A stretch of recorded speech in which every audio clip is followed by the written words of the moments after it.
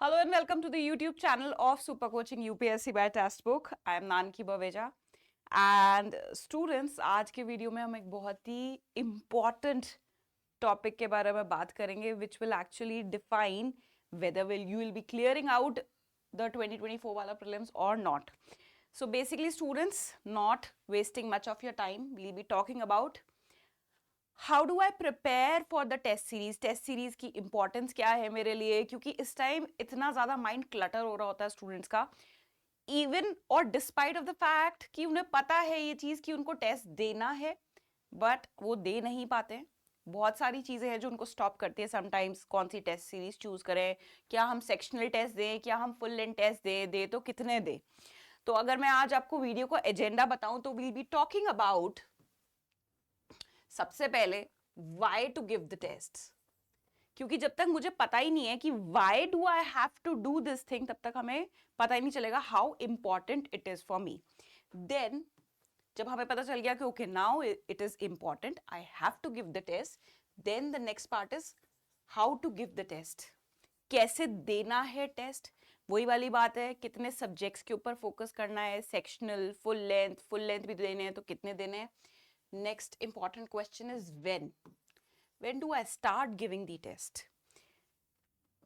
Test से start करें, पहले कोर्स करें, मार्च में दें, सीधा अप्रैल के पास जाते जाते फुल लेंथ टेस्ट देना चालू कर दें। तो when to give the test is also very important question, because एक सर्टन अमाउंट के टेस्ट देना जरूरी है to develop that aptitude which you will need और you will be needing in the exam. And last and the most important thing is evaluation.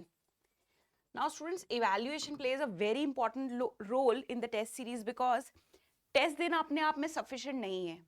Test दे के मैं क्या करूं अगर मैं उससे कुछ इंप्रूव ही नहीं कर रही हूं। And at the same time more than the number, देखो नंबर तो इंपॉर्टेंट है ही है कि मैं कितने नंबर ऑफ टेस्ट दे रही हूं, कितने नंबर ऑफ क्वेश्चंस को am I exposing myself to. Over and above that, am I improving with the test or am I stagnant? क्या मेरी परफॉर्मेंस इंप्रूव कर रही है, क्या मेरी नॉलेज में कुछ बढ़ोतरी हो रही है कि नहीं हो रही है, ये समझना भी जरूरी है। That is where evaluation comes into picture. Evaluate किस तरीके से करना, ये चीज भी आपको मैं सिखाऊंगी। सो आज का एजेंडा काफी क्लियर है। The video is divided into 4 parts. Why do I have to give the test, how do I have to और how should I appear, then अच्छा फिजिकल फॉर्मेट में करना है, ऑनलाइन, आजकल फॉर्मेट्स भी तो बहुत सारे हैं, when and the evaluation. Now starting और answering your first question, why do I have to give the test. ठीक है, first is going for the test will help you test your application of knowledge. भाई जितना मैंने last एक साल में पढ़ा लिखा है, सब सोचा समझा है, उसको मैं अप्लाई भी कर पा रहा हूं या कर पा रही हूं या नहीं। ठीक है, क्योंकि क्या होता है जब भी हमें fair of missing out create होता है ना, कि हिस्ट्री पढ़ रहे हैं तो पॉलिटी की याद आ रही है, पॉलिटी पढ़ रहे हैं तो ज्योग्राफी की याद आ रही है, what do we do is, let's suppose मैं ज्योग्राफी पढ़ रही हूँ और मुझे पॉलिटी की याद आई, I will immediately go back to polity and I will start reading that. So that will give you a sense of satisfaction कि नहीं नहीं मुझे आता है। बट आपने उसको अप्लाई करके देखा है कि नहीं, क्या मैं उस नॉलेज को यूज कर पा रही हूँ, क्वेश्चन जिस तरीके से मेरे सामने फ्रेम किया जा रहा है, शूट किया जा रहा है, क्या मैं उसको सॉल्व कर पा रही हूँ कि नहीं। So that is where test will help you understand the application of knowledge, किस तरीके से अप्लाई करनी है, किस तरीके से ट्वीकिंग करनी है, ये चीज आपको समझ आएगी जब आप टेस्ट दोगे। उसके बिना नो मैटर 20 टाइम्स रिविजन कर लो, 10 टाइम कर लो, 5, ऑल इज इक्वल। ठीक है, next thing is it will help you definitely practice. And students, जब आप प्रैक्टिस करोगे ना, दो चीजें सामने निकल के आएंगी। प्रैक्टिस करोगे तो आपको समझ आएगा कितने क्वेश्चन मेरे सही हुए हैं, कितने क्वेश्चन मेरे गलत हुए हैं। ठीक है, और अब अगर मैं गलत वाले जो क्वेश्चंस हैं उसको बाइफरकेट करूं, अच्छा चलो गलत वाले पे भी आते हैं, पहले देखते हैं मैं टेस्ट क्यों दूं, क्या इंपॉर्टेंस है। First is the application of knowledge, next is the practice portion of what we have studied, and last is to tackle the surprise element. ठीक है, अच्छा अब हम क्या करते हैं, PYQs पढ़ते हैं, जो कि इंपॉर्टेंट भी बहुत ज्यादा है to understand the length and breadth of the topic that could be asked over there, तो उससे हमें एक आइडिया मिल जाता है कि अच्छा इससे बाहर कभी भी यूपीएससी ने नहीं पूछा। बट अगर आप ये कोशिश कर रहे हो कि मैं सारा का सारा पेपर प्रिडिक्ट कर लूंगा, या कोई ऐसे वीडियोस आते हैं जहां पे प्रिडिक्ट कर रहे हैं कि अच्छा पेपर ऐसा आएगा या वैसा आएगा या ऐसा नहीं आएगा, I don't believe in such videos, to be very frank, ठीक है ना। UPSC is all about surprises that could be converted into shocks अगर तुम लोग वेल प्रिपेयर्ड, वेल गियर्ड नहीं गए हो। तो इट इज ऑन यू कि अब आपको वहां पे जो क्वेश्चंस आ रहे हैं, जो बाउंसर्स तो आएंगे ही आएंगे, राइट, तो उनको आपको सरप्राइज में बदलना है और you have to take it as a shock. उस चीज का टेम्परेमेंट, वो एटीट्यूड डेवलप तभी होगा जब आप ample number of bouncers practice करके जाओगे। और बाउंसर्स डेफिनेटली ऐसा थोड़ी है कि एक अलग से पेपर टेस्ट सीरीज आएगी, अच्छा ये बाउंसर क्वेश्चन, नहीं। जब आप टेस्ट सॉल्व करोगे तो उसमें से कुछ क्वेश्चन होंगे जो रिलेटेबल होंगे, जो आपको जिसकी समझ होगी कि अच्छा हाँ ये तो मैंने पढ़ा हुआ है। कुछ ऐसे होंगे जिसमें आप नैरो डाउन कर पाओगे कि अच्छा ये 50-50 अप्रोच वाले, इसमें थोड़ा सा मैंने एक स्टेप और पढ़ा होता तो ये भी हो जाता। और कुछ होंगे जो टोटली एलियन होंगे, तो वो alien could be a surprise और could be a shock as well. तो हमें प्रिडिक्टेबिलिटी या प्रिडिक्शंस और इंट्यूशंस ये सब नहीं, मुझे प्रैक्टिस के लिए करना है। जितना मैंने याद किया है उसको मैं वहां पे जाके रिपीट करवा रही हूँ, रेप्लिकेट करवा रही हूँ कि नहीं। चलो अच्छा, हमने एक बात देखी यहाँ पे कि प्रैक्टिस के लिए जब मैं प्रैक्टिस करूंगी तो मुझे पता चलेगा, इसको I take it on another slide, when I practice I get to know कि मेरे कितने क्वेश्चन सही हुए हैं, कितने क्वेश्चन गलत हुए। तो मेरे लिए पॉइंट ऑफ कंसर्न क्या है, नॉट दिस, ठीक है ना, कितने सही हुए हैं। अच्छा जो सही हुए हैं that is very good, but ऐसा ना हो ना कि 100 में से सिर्फ 5 सही हो। हमें धीरे धीरे इसको बढ़ाना है, ठीक है, कौन से क्वेश्चंस को, कि मैं कितने क्वेश्चन सही कर पा रही हूँ। We have to take it close to 30 questions should be such जो एकदम सही हो और जो मुझे शॉर्ट शॉर्ट आते हो। अब जो गलत वाले क्वेश्चंस होते हैं, ठीक है ना, जो मेरे से ठीक से अपीयर नहीं हुए हैं, मतलब जिसमें नेगेटिव स्कोर आ रहा है, अब मुझे इवैल्यूएट करना है कि जो गलत है इसमें से कौन से ऐसे क्वेश्चन थे। एक कैटेगरी होगी जो तुम्हें आता था लेकिन तुम रिकॉल नहीं कर पाए, मान लीजिए कोई डेट के ऊपर क्वेश्चन है, qualitative tool of monetary policy के ऊपर क्वेश्चन है और मुझे याद नहीं आ रहा ये 4 में से कौन सा क्वांटिटेटिव था कौन सा क्वालिटेटिव था, ठीक है। तो एक गलती पता चलेगी जिसमें आपको पता है topic but you are not able to recall it. Next type of गलती आपको पता चलेगी कि अच्छा मुझे टॉपिक पता है लेकिन मैं उसको अप्लाई नहीं कर पाई, मुझे सब कुछ पता है, मुझे पता है what are quantitative tools of monetary policy, मुझे पता है what are qualitative tools of monetary policy, लेकिन जो क्वेश्चन कनेक्ट करके, मान लीजिए इन्फ्लेशन से, मान लीजिए फिस्कल पॉलिसी से कनेक्ट करके दिया हुआ है, अब मैं ना अप्लाई को लिंक नहीं कर पा रही, डॉट्स नहीं कनेक्ट कर पा रही, ठीक है। तो एप्लीकेशन ऑफ नॉलेज में मेरे पास दिक्कत है। फिर निकल के आएंगे सिली मिस्टेक्स, ठीक है, मार्क करना था ए लेकिन मार्क हो गया बी, ठीक है। या फिर एक सिली मिस्टेक पता है क्या निकल के आएगी, दैट इज हम करेक्ट को इनकरेक्ट, जो इनकरेक्ट लिखा होता है ना, which of the following are incorrect from the above statements, लेकिन क्योंकि हमारा दिमाग सेट पैटर्न पे है, करेक्ट वाले ही आइडेंटिफाई करने होते हैं मेजॉरिटी ऑफ द क्वेश्चन, तो हम उस वाले पे भी करेक्ट के अकॉर्डिंग आंसर कराते हैं। So that's a silly mistake. मेरे अकॉर्डिंग मेरे दिमाग में क्या है, मैंने सही करा है क्वेश्चन, लेकिन जब मैं एंड में आंसर की इवैल्यूएट देखती हूँ, नंबर कैलकुलेट करती हूँ, तो पता चलता है कि अच्छा भैया ये तो क्यों गलत हो गया, क्योंकि इतनी सिली मिस्टेक थी कि मैंने इनकरेक्ट, करेक्ट को इनकरेक्ट एक्सचेंज कर दिया। Another kind of silly mistake is a को बी मार्क कर दिया, बी को सी मार्क कर दिया, तो इससे ना आपके एक नहीं 2 क्वेश्चन खराब हो गए। एक जो आपको आता था जिसने का आपने आंसर गलत मार्क कर दिया और आपने मार्क उसको सेकंड वाले में कर दिया। कई बार क्या होता है, ओएमआर शीट भरते हुए, let's suppose if I am answering first question लेकिन मैंने सेकंड वाले का ओएमआर भर दिया, तो मेरा ये तो गलत हुआ ही, साथ में मैंने इसका भी स्कोप खराब कर दिया, क्योंकि आपने एक बार वहां पे ओएमआर में यहाँ पे गोला भर दिया जो कि इसका वाला था, तो आप सेकंड वाले को कैसे करोगे, ठीक है। तो इस मिस्टेक को हमको रिड्यूस करना है। And the last one is you have to identify ऐसे कौन सी ऐसी चीजें जो बिल्कुल एलियन, कभी उन टर्म्स के बारे में मैंने सुना ही नहीं है। तो जब तक आप प्रैक्टिस नहीं करोगे ये डायमेंशंस निकल के नहीं आएंगी। चलो अब धीरे धीरे हमने टेस्ट देना चालू किया और डायमेंशंस निकल के जब सामने आने लगी तो मुझे पता चलेगा मेरा स्कोप ऑफ डेवलपमेंट क्या है, ठीक है। ये तो डेवलप्ड ही डेवलप्ड है, इसके बारे में तो मुझे बात ही नहीं करनी। अब scope of development lies here, मैं रिकॉल नहीं कर पाई, गुस्सा आएगा, अरे इतना इजी टॉपिक था यार, मैंने पढ़ा था इसको, मैंने पढ़ा था, लक्ष्मीकांत में लिखा था, लेकिन नहीं। तो जब वो गुस्सा आएगा तो उसके बाद वो इम्प्रिंट हो जाएगा दिमाग पे। देन इज अप्लाई, ठीक है ना, एप्लीकेशन, कनेक्टिंग दी डॉट्स। तो मान लीजिए कोई ट्विस्टेड क्वेश्चन आया, उस टॉपिक के बारे में आपको सब कुछ पता था, लेकिन आप लिंक नहीं कर पा रहे हो। So when you will read the answer key जो कि दी होती है पीछे at the end of the test, तो अब आपका एक थॉट प्रोसेस डेवलप होना स्टार्ट होगा कि अच्छा आंसर इस तरीके से कनेक्ट कर रहा था इन दो मैक्रो इकोनॉमिक वेरिएबल्स को, तो मेरा थॉट प्रोसेस डेवलप होना स्टार्ट हो जाएगा, ठीक है। अदरवाइज जब हम बुक पढ़ रहे हैं या कोई स्टैंडर्ड सोर्स पढ़ रहे हैं या मेरी क्लास की पीडीएफ्स पढ़ रहे हैं, ठीक है, तो लग रहा है हाँ मैम ने समझाया, वीडियो में समझ आ रहा है, लेकिन क्या मैं सप्लाई कर पा रही हूँ तभी पता चलेगा जब मैं क्वेश्चन कर रही हूँ, ठीक है। तो मेरा एप्लीकेशन वाला पोर्शन सही होगा। लास्ट इज सिली मिस्टेक्स, वो तो हमें करनी नहीं है, we have to reduce it to the power, एकदम जीरो कर देनी है हमें, क्योंकि ये कितनी ज्यादा गलत बात हो जाएगी कि मुझे क्वेश्चन आता था, मैं तो खुश खुश आई कि हाँ भाई अच्छा मेरा तो ओएमआर शीट सही से भरी गई, ठीक है, उसके बाद भी मैं सिली मिस्टेक्स कराई, ठीक है। सो scope of development is here, scope of development is not here, we have to leave those areas because this is the time, hardly 80-85 days बचे, this is the time to converge our efforts, जहां पे improvement हो सकता है। Alien कुछ भी term आ सकती है, कहते हैं ना एनीथिंग अंडर द स्काई और the roof could be asked by UPSC, तो why to chase this when I have scope of development in this area. अगर तुम्हारे ये तीनों एरियाज आ ही नहीं रहे, कोई सिली मिस्टेक नहीं है, एप्लीकेशन वाले क्वेश्चन भी सही कर रहे हो, कंसेप्चुअल ये रिकॉल भी कर पा रहे हो, that is where we have to worry about this.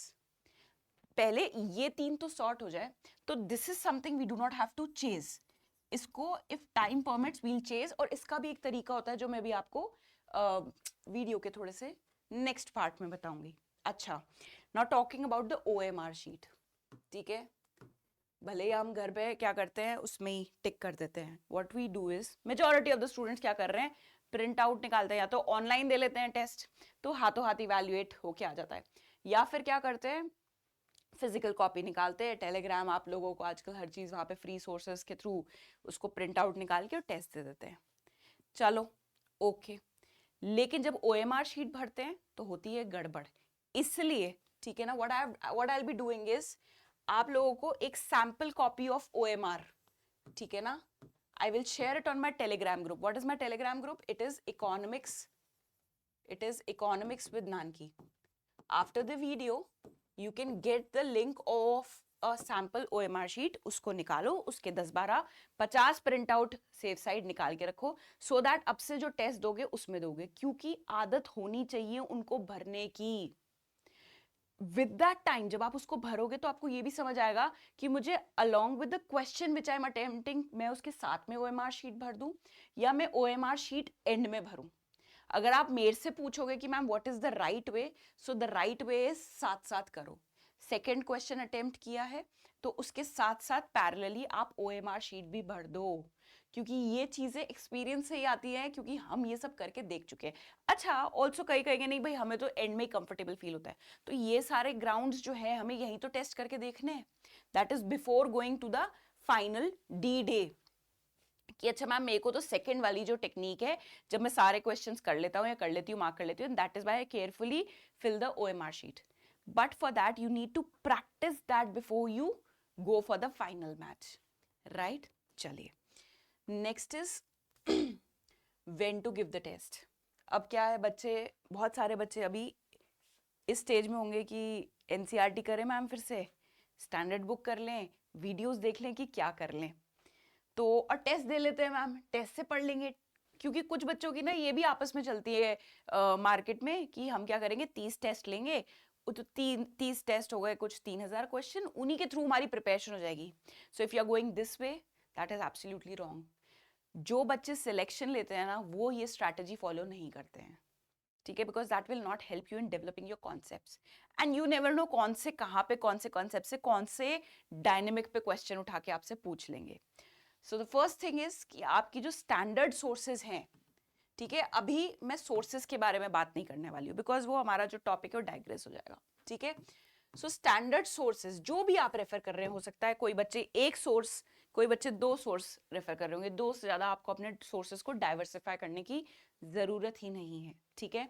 आपके जब स्टैंडर्ड सोर्सेस हो जाएं प्लस आपने PYQs कर लिए हो, you have exposure to what type of questions are being asked in the PYQs। अच्छा, एक छोटी सी चीज मुझे और बीच में याद आई, which is बहुत सारे बच्चों का ये क्लेम होता है कि ना जो टेस्ट सीरीज होती हैं वैसे तो क्वेश्चन आते ही नहीं है यूपीएससी में, प्रीलिम्स टेस्ट सीरीज में all together different set of questions होते हैं एंड यूपीएससी अलग पैटर्न पे क्वेश्चन पूछता है। क्या आज तक कोई प्रिडिक्ट कर पाया है कि यूपीएससी का पैटर्न? नहीं कर पाया है। So it's always a surprise for everyone, be it a student, be it a faculty.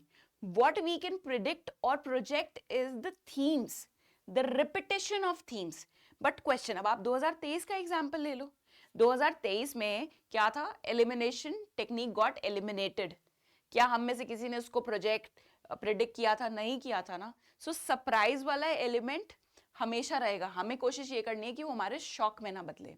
चलिए, कमिंग बैक टू कब हमें टेस्ट सीरीज देने स्टार्ट करनी है। आइडली अगर आप मुझसे पूछो, 1 मार्च इज द टाइम जब आपके जो गियर्स है it should switch to the prelims mode. That is where अब आपको मेंस पे ध्यान नहीं देना है। Your entire focus, your entire day should revolve around the prelim centric studies.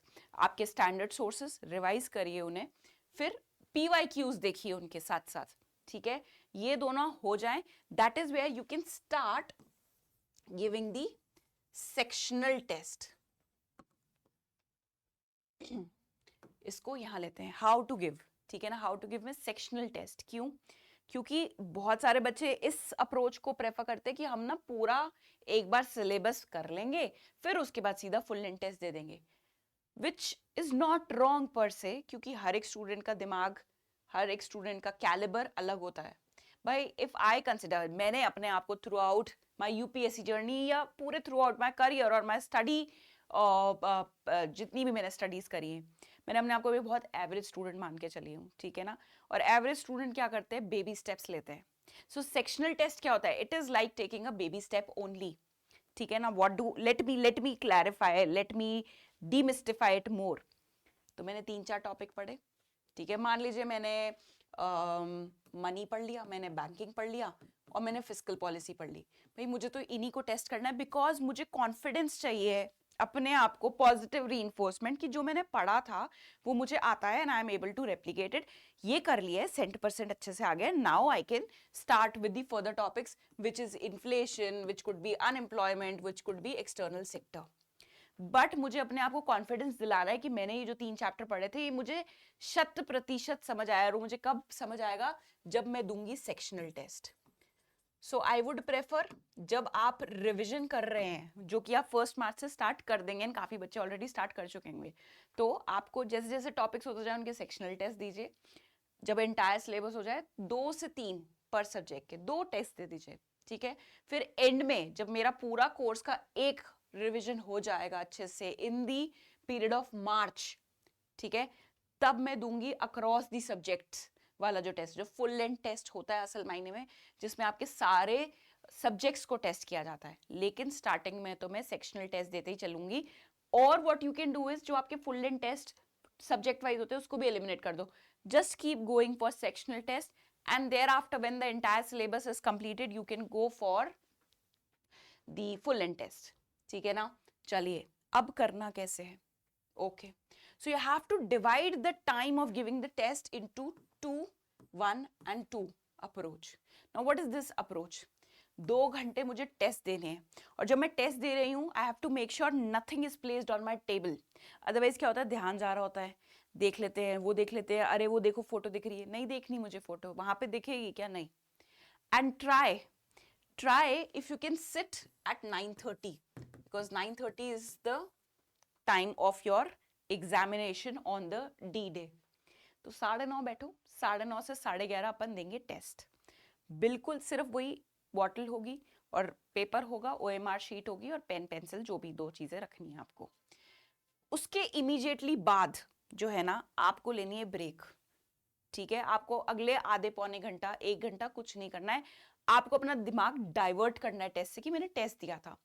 After a break, it could be 15 minutes, half an hour, जैसे भी आपकी श्रद्धा हो, ठीक है जी। उसके बाद आपको बैठना है इवैल्यूएशन के लिए। दैट इज वेयर आप क्या इवैल्यूएट करोगे कि मैंने कितने क्वेश्चन सही किए हैं, कितने गलत किए हैं। वो सारी चीजें आपको 2 घंटे में करनी है, राइट? चलिए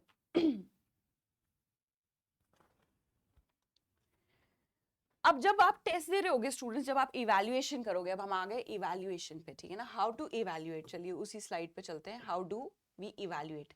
जब हम इवैल्यूएट करते हैं, ठीक है ना, आंसर दे लिया, अब हम देख रहे हैं कितने क्वेश्चन सही किए, कितने नहीं किए। तो टेस्ट दे भी रहे हो तो स्टूडेंट्स तब भी ये चीज ध्यान रखना, हमें 3 बारी में, 3 साइकिल्स में मुझे टेस्ट अपेयर करना है। फर्स्ट साइकिल बीइंग ऐसे क्वेश्चन जो मुझे शॉर्ट आते हैं, मतलब देख के ही मुझे समझ आ गई है कि यार ये तो भाई अपन इस बार एकदम सही सही अटेम्प्ट कर रहे हैं, ये तो मेरे को आता है, ठीक है। क्योंकि यूपीएससी आपको एक्स्ट्रा नंबर नहीं देने वाला है इस चीज के लिए कि आपने 1 से लेके 100 तक ना एकदम सही एक ही लाइन में किए, नहीं। पहले आप उन क्वेश्चंस को आइडेंटिफाई कीजिए जो मुझे पता है कि मैं आंख बंद करके भी करूंगी तो ये सही होंगे। So the first is the short questions, ठीक है। Then you have to attempt those questions. अभी इवैल्यूएशन पे भी आ रही हूं, ठीक है। 50-50, इसमें से 2 तो मेरे से एलिमिनेट हो रहे हैं, 2 में थोड़ा दिमाग लगाऊंगी, थोड़ा सा guess work, I will be able to do it. And the last one is totally alien, मुझे कुछ नहीं आता। ये कौन से क्वेश्चन है? कुछ नहीं आता, पहली बार देखा है, ठीक है जी। अब now this portion is also very important. ये तो तुमने कर ही लिया है, सॉर्टेड है तुम्हारा, ठीक है। 50-50 वाले पे तुम वर्क कर रहे हो। This portion is very important because ये तुम्हारे नंबर एंड में बढ़ाएंगे, क्योंकि 30 से 35 क्वेश्चन सबको आते होंगे। जो शॉर्ट वाले क्वेश्चन होते हैं, जिसने पूरे साल पढ़ाई करी है और एंड में आके भी अगर वो सीरियस हो गया तो 30 से 35 क्वेश्चन वो आराम से निकालेगा। आप मानो 20 से 25 क्वेश्चन ऐसे होंगे जिसमें आप 50-50 पे हो गए, ठीक है। 2 एलिमिनेट हो रहे हैं, मैम 2 में कंफ्यूजन हो रही थी। अब 15 से 20 क्वेश्चन ऐसे हैं जिसमें अब आपको अपने इंट्यूशन को चलाना है या भगवान को याद करना है, ठीक है। तो ये जो एलियन क्वेश्चंस होते हैं students, after you have attempted the test, आपको एक शीट बनानी है which is an Excel sheet. आप कहोगे मैम इतना टाइम कहाँ है? नहीं, करना पड़ेगा, क्योंकि आपको अपनी प्रोग्रेस को, ठीक है ना, अपनी परफॉर्मेंस को मॉनिटर नहीं करोगे तो आपको समझ ही नहीं आएगी where do you stand. Now, when I say monitoring your progress, I do not need all India ranks. वो मिलती है जब आप टेस्ट देते हो, that is fine. But एक पर्सनल इवैल्यूएशन, अब आप अपना जो शीट बनाओगे वो शीट बेसिकली कैसे होगी? फर्स्ट कॉलम में आपका होगा कि आपने कितने क्वेश्चंस अटेम्प्ट किए, ठीक है ना, अटेम्प्ट कितने किए। फिर नेक्स्ट कॉलम होगा, उसमें से कितने आपके करेक्ट हो गए, ठीक है। एक सेपरेट कॉलम आप यहाँ पे एक्सेल शीट में बनाओगे, वो जो क्वेश्चन थे ना बाउंसर वाले, ठीक है, बाउंसर वाले क्वेश्चंस, आपने कितने अटेम्प्ट किए टेस्ट नंबर 1 में, आप यहाँ पे लिखोगे x नंबर। फिर अब आप लिखोगे इसमें से कितने सही हुए और कितने गलत हुए। मान लीजिए मैंने इस बार 20 क्वेश्चन अटेम्प्ट किए थे, ठीक है ना, इसमें से मेरे 10 सही हुए और 10 गलत हुए। तो क्या ये मेरे नंबर को आगे बढ़ा के जो टोटल काउंट है, कहीं मुझे नेगेटिव में तो नहीं लेके जा रहा है या मुझे पॉजिटिव में लेके जा रहा है? तो अगर मैंने 20 बाउंसर क्वेश्चंस को कुछ ना कुछ इंट्यूशन लगा के सॉल्व किया था, तो अब मैं क्या कैलकुलेट कर रही हूं, तो अगर मेरे 10 क्वेश्चन पॉजिटिव है तो 10 इंटू 2 20, और नेगेटिव कितना होता है 0.66, ठीक है ना। तो मेरे 6 नंबर, क्योंकि मैंने 10 गलत भी तो कर दिए, ये जिनमें मैंने वाइल्ड गेस करी थी, तो 6 इज व्हाट गॉट रिड्यूस्ड। तो अभी भी मैं पॉजिटिव 14 में हूं, ठीक है। मॉनिटर दीज बाउंसर क्वेश्चंस में progress with every paper that you do, ठीक है। आपको अपने आप समझ आने लग जाएगी कि जो मैंने एलिमिनेशन टेक्निक लगा रही थी लास्ट 3 पेपर में, that is working for me, ठीक है। हो सकता है कई बार ये ज्यादा हो जाएगा, मतलब you will be slipping into negative as well, ठीक है। तो आपको पता चलेगा, जब तक आप वो एक ट्रैक रिकॉर्ड नहीं मेंटेन करोगे, आपको पता नहीं चलेगा कि अच्छा 5th टेस्ट में ऐसा क्या हुआ कि मेरे गलत वाले ज्यादा हो गए और सही कम हो गए, कि मैं नेगेटिव में चली गई। वो वाली स्ट्रैटेजी अपने पे नहीं अप्लाई करनी है। तो ये जो इवोल्यूशन है वो तभी पता चलेगा जब ये सारी चीजें आपके सामने पेन पेपर फॉर्मेट में मेंटेन, डिजिटली जैसे भी, मतलब मेंटेन्ड है, you can see your progress. Until unless you do it, तब तक हर चीज एक एम्बिग्विटी बनी रहेगी कि अच्छा ऐसा करा था ना, वैसा करा था। नहीं, ऐसा और वैसा में रहना ही नहीं है, हमें हर चीज एकदम कॉन्क्रीट तरीके से अपने सामने होनी चाहिए। ठीक है, चलिए नाउ जब मैं इवैल्यूएट कर रही हूं, अच्छा वाइल अपियरिंग ऑल्सो स्टूडेंट्स, एक बात जैसे जैसे बात याद आ रही है मैं बताए जा रही हूँ तुम लोगों को। ठीक है, जब आप अपियर कर रहे हो ना, तो ये दोनों तो शॉर्ट वाले तो सबसे पहले करके सिक्योर करके बैठ जाने हैं। 30 क्वेश्चन हो गए मेरे सिक्योर, 60 नंबर मेरे सिक्योर हैं, no one is touching me. अच्छा, अगर शॉर्ट में भी तुम गलत कर रहे हो, तुम्हें पता है ये टॉपिक मेरे को आता है, एकदम इजीएस्ट लोइंग हैंगिंग फ्रूट था, उसमें भी गलत हो रहे हो, तो फिर वो चिंताजनक बात है और उस चिंता को अब दूर करने का टाइम आ गया। ठीक है, ये जो एलियन क्वेश्चंस होते हैं ना स्टूडेंट्स, इसको आपको लास्ट के 20 मिनट अलग से एलोकेट करने पड़ेंगे। आपको स्टार्टिंग के 60 मिनट्स में, आपके पास 2 घंटे हैं, शुरू के 60 मिनट्स में आप ये करोगे। ठीक है, then you will move to this, last के 20-25 मिनट्स आप रख रहे हो इसके लिए, and you will be marking these out कि मैंने कितने बाउंसर्स इस बार अपीयर किए, कौन से एलियन क्वेश्चंस मैंने अपीयर करे हैं इस बार, and you are monitoring your progress. ठीक है, अब जब इवैल्यूएशन की बात आ रही थी, जब मैं आंसर शीट पढ़ रही हूँ, मैंने देख लिए, मैंने शीट भर दी है अपनी जो एक्सेल शीट। ठीक है ना, अगर तुम लोग मुझे कमेंट सेक्शन बोलोगे मैम वो एक्सेल शीट का फॉर्मेट शेयर कर दो, तो वो भी मैं कर दूंगी अपने Telegram group which is economics with Nanaki पे। अच्छा, इवैल्यूएशन की बारी आई, तो इवैल्यूएशन के मेरे पास 2 घंटे हैं। ठीक है ना, मुझे 10-10 घंटे एक टेस्ट को नहीं देने, 2 घंटे अपेयर करने के, 1 घंटा ब्रेक लेंगे। 1 घंटा में हो सकता है उस टाइम मार्किंग कर लो मैंने कितने सही किए थे कितने गलत। 2 घंटे बाद आई जिसमें मैं शॉर्ट थी, वो तो मुझे पढ़ना ही नहीं है उसका आंसर, कि मैं रीड कर लेती हूँ क्या पता नया पॉइंट, नहीं, जहां मैं गलत हुई हूं सिर्फ मुझे वो ही पढ़ने हैं। लेट्स सपोज 100 क्वेश्चन थे, 80 अटेम्प्ट किए, 50 सही हुए, 30 गलत हुए। ठीक है, उन 3 के आंसर्स ही मुझे रीड करने हैं। नेक्स्ट एक और सवाल आता है कि do I have to make notes out of those question, तो पूरी लाइंस के नोट्स तो लिखने की जरूरत नहीं है। मान लीजिए उस 30 में से 15 क्वेश्चन ऐसे आए कि ये चीज मैं बार बार भूलूंगी, I will always get confused as to what are the different article or what does article 14 says and article 19 says and 20 says, तो मुझे इसमें हर टाइम कंफ्यूजन होती है। I'll make a star mark and make इतना सा note, एकदम crisp note. तो कोशिश कीजिएगा जब भी आप कोई टेस्ट दे रहे हो तो पता चले उसके भी नोट्स सब नोट्स नहीं, पूरी किताब नहीं लिखनी है मुझे टेस्ट सीरीज के ऊपर। एक फर्रा सा जो होता है ना आधे पन्ने का, बस वो, कि खुद को कॉन्फिडेंस दिलाने के लिए कि आज से 15 दिन बाद जब से मैं इनको रिविजिट करने आऊंगी तो इन पॉइंट्स को मुझे फोकस करना है, क्योंकि यहां पे था where I slipped, nothing beyond that. आपको टेस्ट सीरीज में से एक आंसर कॉपी नहीं बना के दिखानी है।